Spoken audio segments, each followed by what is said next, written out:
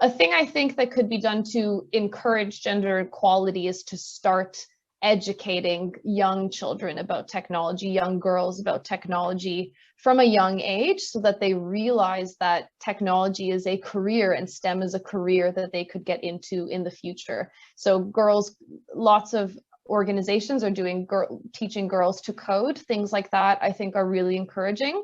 I wasn't involved in any of those things. I was a bit of a winding path getting into technology by the time I did my master's, but I do think maybe if I'd known that I was welcome in the computer science class in high school, I would have taken it, and maybe I would have fallen in love with it a little bit earlier. I think it's imperative to have a team of people who are developing apps who represent the populations that are supposed to be using them. There are gender differences in the way that men and women communicate, how they solve problems, and of course, even in our biology. So these things need to be accounted for in app development. An example of this is Apple's Health app. When they released it in 2014, you were able to track your blood alcohol intake and your sodium content, but you couldn't track your menstrual cycle if you were a woman who has menstrual cycles. So this is quite a popular example of technologies being designed for the populations who developed them, and really leaving out other groups of people, such as half of the population, for something that most women do go through. Data privacy really is something that everybody deserves to have kind of built into the technologies that they're using that benefit them in some ways. And of course, menstrual tracking apps enable women to have more predictable lives and understand their cycles better. So there are huge benefits to them, but not when they come with privacy issues. So women do unfortunately need to be aware of this and kind of take it into their own hands and be careful with which apps they choose to give sensitive data to, and consider the consequences of what could happen if any information you provide to an app may go into the public domain through a data breach, for example. So unless an app contains privacy by design and is again designed for the populations meant to use it and the sensitive information they may be inputting into the app, women should consider the long-term consequences of using the app, and only divulge baseline information that's needed for the functionality of the app. So I think this question's inspired by an article I've read up on about how women put more information about their intimate lives and their sex lives into some note features in apps.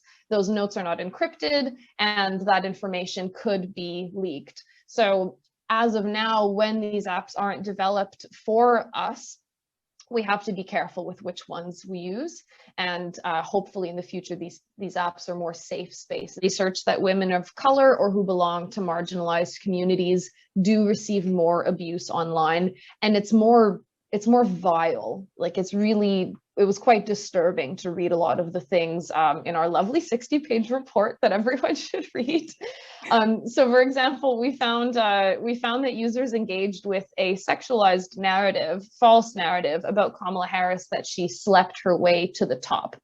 And in a network visualization of people interacting with this narrative, we saw that they also tended to engage with narratives about her race, saying Kamala isn't Black and therefore can't claim to represent Black people, like saying she's not Black enough, basically. And then also transgender narratives that she's secretly a man. So we have this narrative that's racist, that she ain't Black was the hashtag. But then also people are using different ones. They're coming in at her from different angles and different perspectives of her identity. And again, these narratives, they use her intersecting identities of being Black and of being a woman to attempt to demean her credibility as a serious politician. I think that the UK and the US face similar challenges to legislation in this space.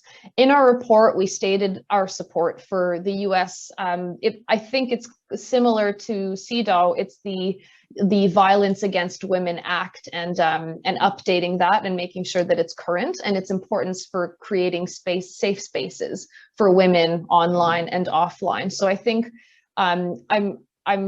I think more needs to be done in this space, and bringing forward this law would be an effective step towards protecting women in any societies that they exist in, whether that's in person or digital. So on the platform social media side, I would encourage them to work together, share the abuse that they're picking up on, especially around really important times such as elections, share the keywords that they're observing about, again, the most prominent